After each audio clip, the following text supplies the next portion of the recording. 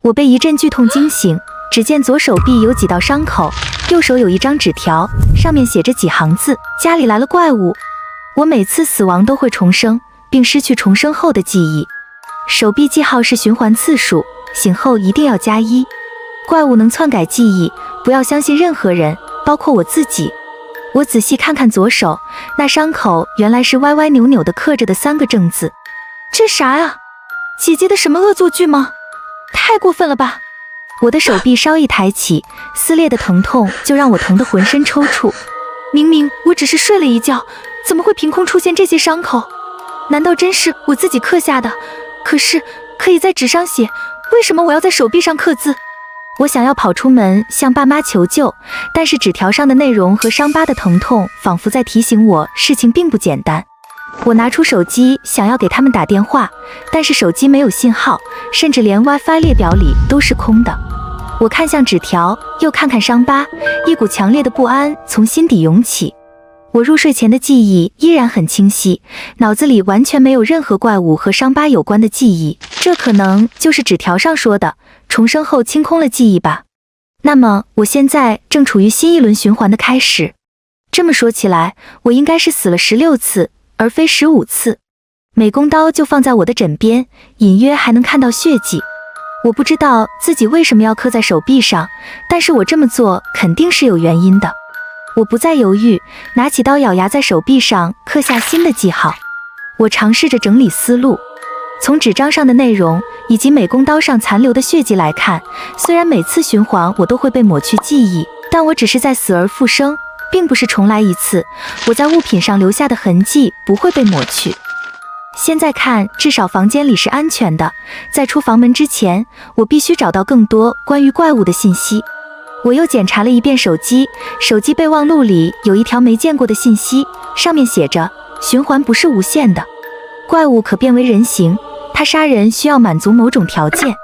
一顿窸窸窣窣的挠门声吓了我一跳，是房间内卫生间的方向。谁在里面？那声音顿了一下，下一秒声音再度响起，砰砰砰，像是有什么东西在撞门。难道卫生间门后就是怪物？我浑身汗毛直竖，吓得想要逃出房间。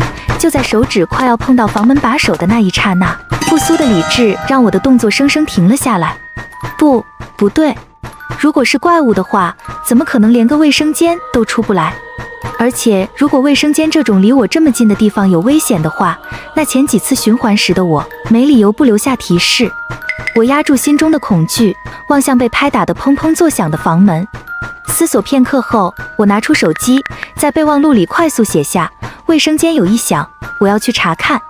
如果没有新内容，说明我死了，卫生间很危险。这是为了防止我真的死去，给下一次循环的自己留下的提示。将手机放进口袋后，我慢慢地朝卫生间走近。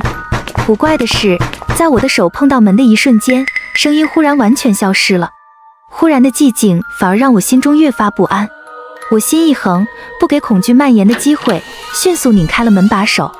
卫生间里没有想象中的怪物和任何人。不管怎么说，没有危险就好。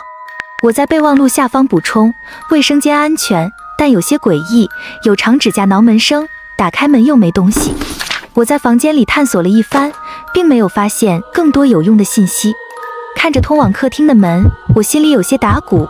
可如果不走出去，也许我永远没办法知道真相，也打破不了这个所谓的循环。而且我也真的很担心爸妈和姐姐。我拿出手机，点开了录音功能，将处于录音状态的手机贴身藏好后，我深吸一口气。如果真的有怪物，我希望它长得好一点，下手快准狠一点。客厅里的场景却意外的普通，妈妈在厨房里炒菜，爸爸坐在沙发上看着电视。姐姐不在客厅里，大概是又反锁在自己房间里玩手机吧。多么日常又和谐的一幕。我不禁开始怀疑，关于怪物的一切只是我的臆想。我想要关手机录音，手臂的疼痛突然让我清醒了一些。我并没有什么精神病史，也没遭遇过什么重大变故。比起自残，我更愿意相信怪物真的存在，并在不断抹除我的记忆。备忘录里说怪物可以变换人形，也许有家人被替换了，我不能放松警惕。我暗暗告诫自己：小天，妈去接个电话，你帮我看一下这个菜，别让它糊了。说完，他急匆匆地拿着手机走向了阳台。好，这就来。在不确定怪物究竟是谁的情况下，我决定先老老实实，装作和平常没什么两样，不引起他的注意。锅里小火焖着土豆炖肉，我拿起锅铲随手翻了几下。我边心不在焉地看着菜，边用眼角的余光悄悄打量着家中每一处细节。厨房好像没什么异常，客厅也是。我刚刚好像忘记加调料了，你记得放点盐。好，知道了。直到我加好调料盛出菜，始终没发现家里有什么异常。难道我真的突发什么精神妄想自残症了？怪物什么的都是我自己臆想的，我这病得不轻啊！在那边瞎嘀咕什么呢？赶紧拿碗摆出去，准备吃饭了。好。土豆炖肉的香味勾起了我肚子里的馋虫，我咽了咽口水，打开柜子，柜子里全是妈妈模样的人头。在我绝望的尖叫声中，人头睁开双眼，露出了狰狞的笑。我被一阵刺痛惊醒，左臂上面有几道伤口，右手的纸条上写着家里有怪物，我死后会重生并失去记忆。手臂记号是循环次数，怪物能篡改记忆，不要相信任何人。我又看向伤口，居然是用美术刀刻的正字。感受着伤口的疼痛和心中没来由的不安，我忍住了想要跑出房间求救的冲动。手机没有信号，甚至没有 WiFi 可连接。手机备忘录上面有句话让我感觉很奇怪，卫生间的挠门声。我狐疑地看向那里，等了好一会也没听见什么声音。稍加思索后，我用美工刀在手上刻下一笔，然后鼓起勇气推门查看，但是里面什么都没有。奇怪，为什么和描述的不符？纸条上说怪物会篡改记忆，难道这是怪物编出来扰乱我的？我不敢妄下定论，只是暗暗存了个心眼。窗外白茫茫一片，什么都看不清，不知道是不是雾霾有些严重。房间里已经找不出什么线索了，我深吸口气，准备打开房门，看看客厅外情况如何。既然纸条能写字，那说明怪物每次循环只能抹去我的记忆，但不能将物品上的痕迹消除。或许我可以用手机偷偷录音，记录下这一次循环发生的事情。令我诧异的是，当我拿出手机的时候，竟发现上面已经有了一段录音。小天，妈去接个电话，你帮我看一下这个菜，别让它糊了。好，这就来。我刚刚好像忘记加调料了，你记得放点盐。好，知道了。在那边瞎嘀咕什么呢？赶紧拿碗摆出去，准备吃饭了。好。音频放到最后，忽然爆发出一阵凄厉恐怖的尖叫。怎么回事？外面发生什么了？我手指颤抖地点开了录音键，将手机藏好，推开了房门。客厅里，爸爸一声不吭地坐在沙发上看电视，妈妈在旁边的小厨房炒着菜。小天，妈去接个电话，你帮我看一下这个菜，别让它糊了。我应激性的全身一抖，不能答应他。音频里我就是在答应帮忙炒菜之后才发生了可怕的事情的。结合音频的进度条来看，恐怕我就是在那之后没多久被怪物杀死的。难道眼前的这个妈妈是怪物变成的？怪物只有在满足一定条件的情况下才能杀人。上个循环里，我究竟做了什么，触发了怪物的杀人条件？我心中毫无头绪，但本能告诉我不能重蹈上一次的覆辙。于是我决定选择跟之前相反的操作。我强忍住恐惧，装作若无其事的样子道：妈，我正在看网课呢，没空呢。厨房里安静了一阵。小天，我给你温了一杯牛奶，你端过去喝。不喝了，刚喝了很多水，肚子胀。又是好一阵沉默。你过来帮我端一下汤。我深吸了口气，再一次拒绝。妈，老师正讲到重点内容呢。我脱不开手，我装作认真看网课，实际竖着耳朵听着厨房的动静。很快我听见妈妈一步一步从厨房里走了出来。你为什么不听话？我睁开眼，发现手臂传来一阵疼痛。在对手臂、手机以及整个房间进行调查后，我发现自己竟然陷入了一个怪物造成的循环，并且已经是第18次循环了。手机里面多出了2段音频文件，显然是我在先前的循环中留下来的。听完2段录音，我首先确定了一件事，毋庸置疑，妈妈就是怪物假扮的。我前2次死亡都与妈妈有直接关系，只是前2次我究竟做了什么，才使得怪物的杀人条件得以满足？我脑中飞速思考着，将音频又听了几遍。前2次我在死之前做的唯一一件事，就是与妈妈对话。不，应该说是妈妈在主动与我对话。难道必须与受害者对话，且对话需达到3句是她的杀人条件？不，好像也不对。妈妈每次与我对话都不是普通的闲聊，而是会提出一个要求，帮忙炒菜，帮忙加调味料，拿碗。第1段音频里，她的3个要求我都同意了，却被怪物杀死。而第2段音频里，我反其道而行之，将3个要求都拒绝了，结果同样迎来了死亡。以目前我收集的情报来看，怪物杀人的条件要么是连续交流达到3句，要么是连续同意或拒绝其请求超过3次，也可能是连续同意或拒绝2次，然后交流达到3句话。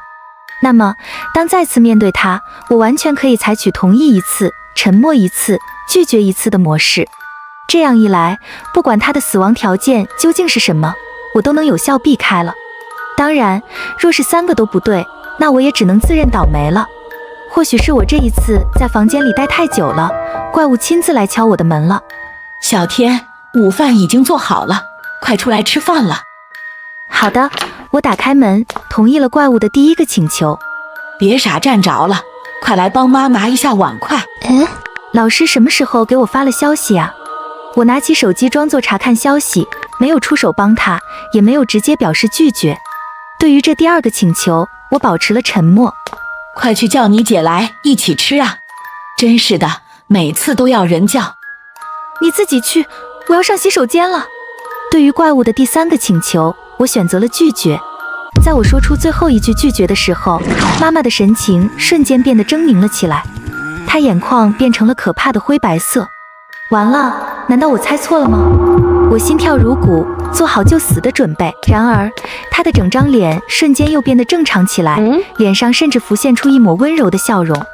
撑过去了，我松了口气。果然，我的猜测是对的。对怪物的3个请求，分别采取同意、沉默、拒绝的策略是正确的。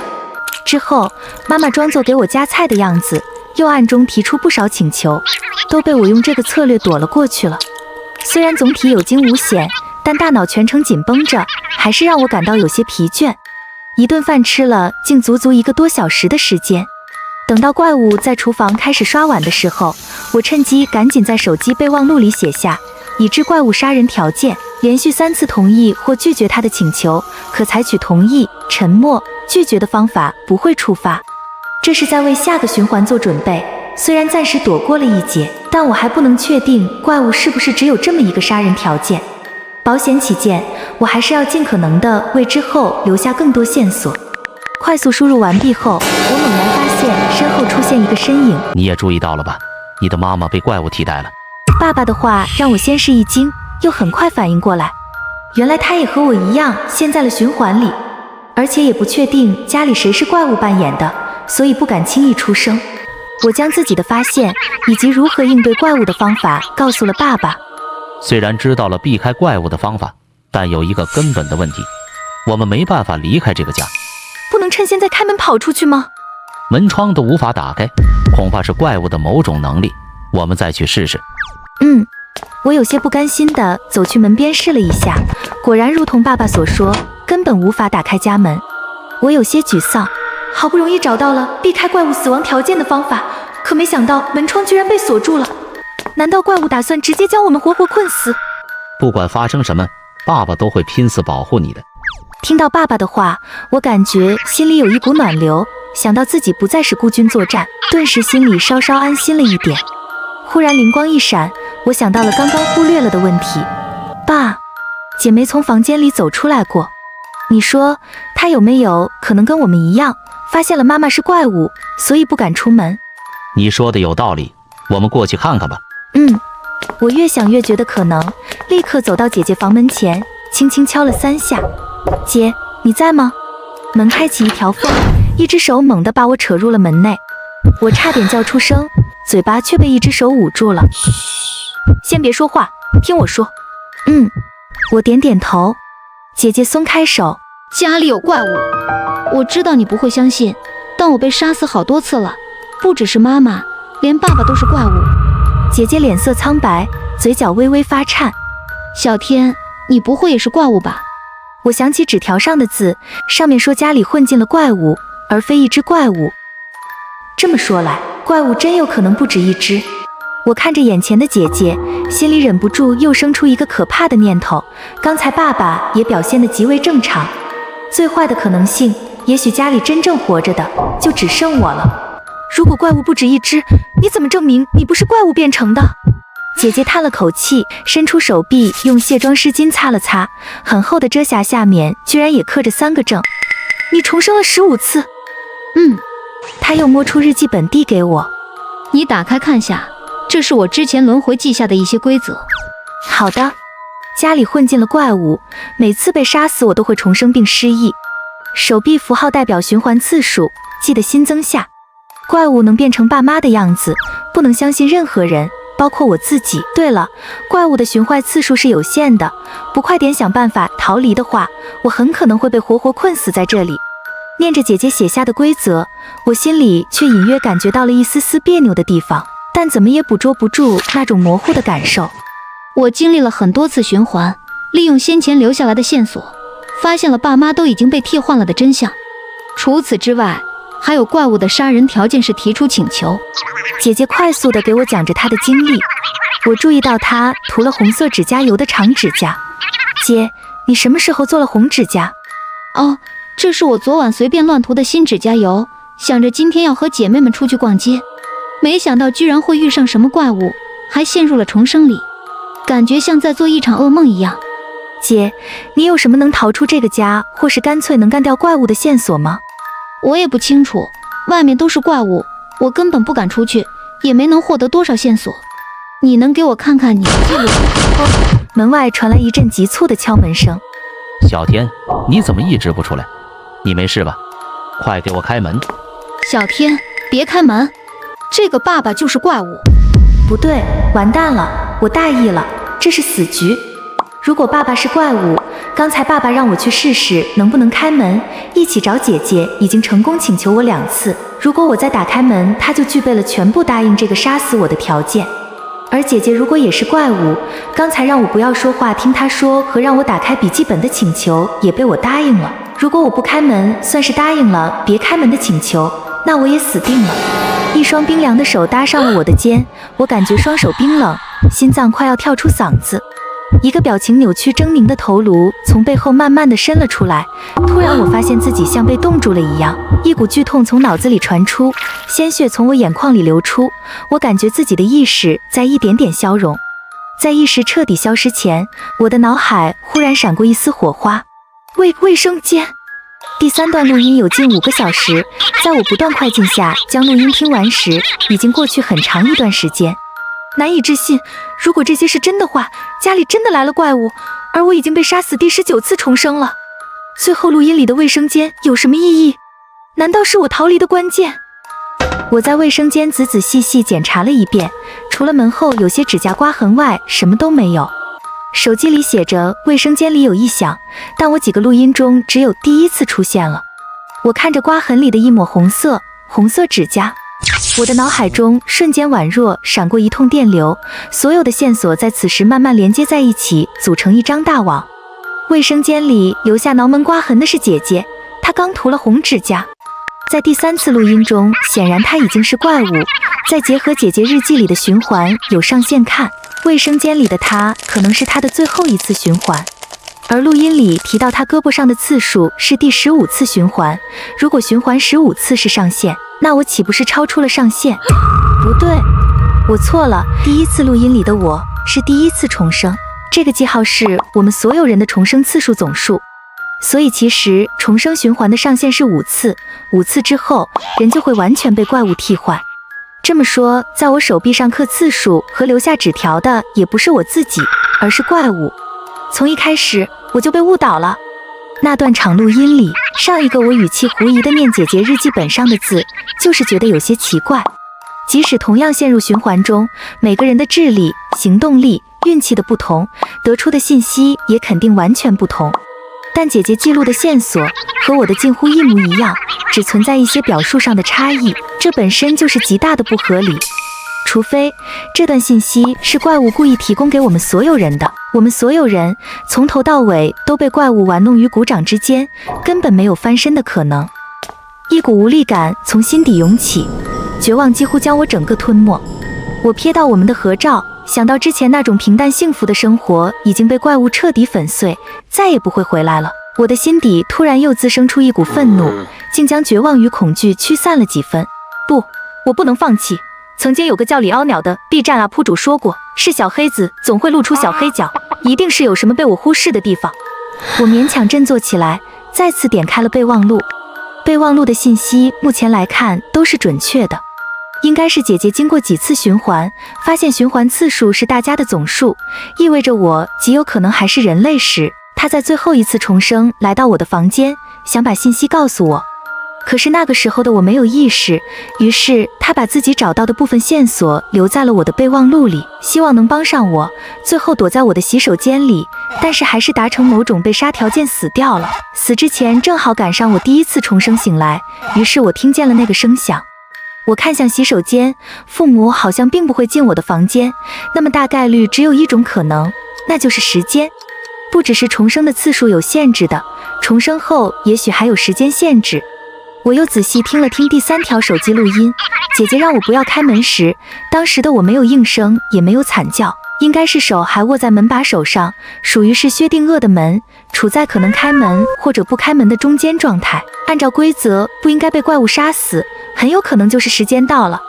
我看了看录音时间4小时52分钟，心里估算了一下醒后到打开录音前的时间，凑个整大概是5小时左右。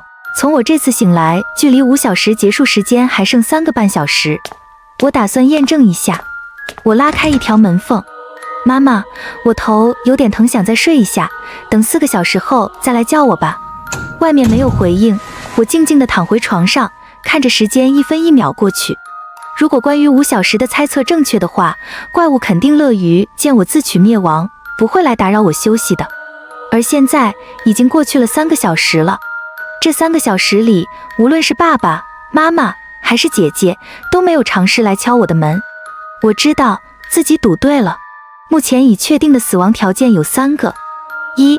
连续同意或拒绝怪物3个要求者会死； 2. 每次重生后5小时无法逃脱会死； 3. 重生次数为5次，5次后我将彻底死亡。再加上无法离开家门，看起来像是死局，然而我的脸上却浮现出惨然的笑容。我看向怪物留下的纸条，既然每次循环记忆都会被清空，那怪物根本没有必要告诉我循环这件事，这样我会在不知不觉中不断重复被杀死，根本没机会知道真相，而他却主动告诉我了。要么是这怪物很恶趣味，想看我因为恐惧垂死挣扎，要么就说明他必须这么做才能达成杀死我的条件。所以最后还有一个被动条件，我必须知道怪物的存在。现在这次循环我没有刻字，我只是处于第4次循环，我还有机会。在距离3小时的期限还有最后10分钟的时候，我找来打火机，迅速将纸条烧成灰烬，将手机里的备忘录和录音也全部删去。所有工作做完，时间期限似乎也到了。我感觉一股剧痛从脑子里传出，鲜血从眼眶里流了出来。我被一股奇怪的味道熏醒，睁开眼对上一双让人毛骨悚然的复眼，短暂的愣神后，我吓得尖叫，是一只巨大的蠕虫，它朝着门外爬去。我从抽屉里翻出打火机和杀虫剂，紧跟上去对着它一阵猛喷。胳膊有点痒，是几个圆圆的血口，应该是被这个虫子砸的。妈妈，爸爸，快来啊！我房间有虫子。屋外没有回应，我有关门睡觉的习惯，此时门却大开着，联想到刚才的梦，我有些不安。我想报警，手机似乎没电关机了。怎么回事？我记得昨晚睡觉时还有60%-70%的电啊！回过神来，我突然感觉肚子饿得有些难以忍耐。难道我睡了好几天？客厅好像停电了，我走出门，客厅的窗户被什么砸碎了。虽然通着风，但那股难闻的气味好像更重了。昏暗中，一些难闻的粘液沾满了地板和墙壁。客厅中央似乎还有什么东西。是一只巨大的蠕虫，上面隐隐约约能看到一张人脸，似乎还有一些衣物。我害怕的想要跑出门，却看到爸爸坐在沙发上盯着电视，他的头上也有一只虫子在蠕动着。妈妈突然从厨房走了出来，小天，妈去接个电话。一股愤怒填满我的胸腔，我顾不得害怕，狠狠把蠕虫砸到地面，按下打火机将它烤个8分熟。爸爸头上的蠕虫和姐姐房间爬出的蠕虫仿佛也受惊般朝着巨大蠕虫爬去，直觉告诉我不能让它们靠近。巨大蠕虫上的人脸霍地睁开了眼睛。姑娘且慢，尔等一介凡人竟能破我游虫仙人的本命虫，真是天资聪慧，是块习术的好材料。老夫阴间人暗算，如今重伤，道体破损，唯有这虫吸食人的恐惧，少量精神之力，可将少量血肉转换的灵气，方能助我恢复。若尔肯助老夫，不仅能解救尔等家人，还可让尔荣华富贵一生。我吓了一跳，手上的动作却没有停。不要！我袋里有筑基丹，都给你。2只虫子很快就熟透了，蠕虫上的人脸闷哼了一声，仿佛又遭到了什么重创，低下头没了动静。我找到充电宝，打了110和急救电话，警察也没查到这个来历不明的乞丐的身份。法医尸检发现他肉质坚硬，并且体内有大量辐射，器官畸变成非人的状态。为了避免污染，已经第一时间火化。爸妈和姐姐虽然虚弱，但是没有性命之忧。虫害防治中心的员工对家里进行了彻底的检查和防治。对于这种大型的虫子，那些专业除虫人员也很惊讶，他们怀疑是楼里有人网购了外来物种放生。揍鸡丹，吃了这个就可以当神仙？